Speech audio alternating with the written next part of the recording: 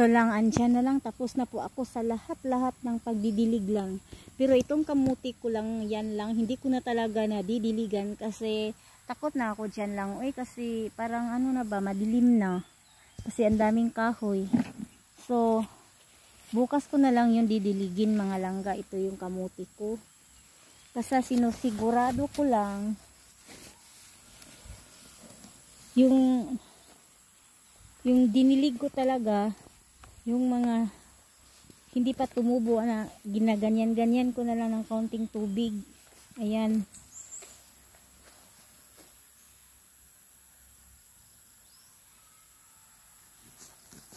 So, ganun na lang ako lang kasi dito sa suba namin lang, ang daming kahoy. Tingnan niyo, daming kahoy dyan, di ba?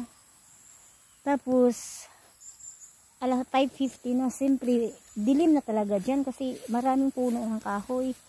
Kaya, hindi na ako pupunta sa sapa. Kasi parang, silim na kasi, no? So, ito pala yung okra ko. Wait.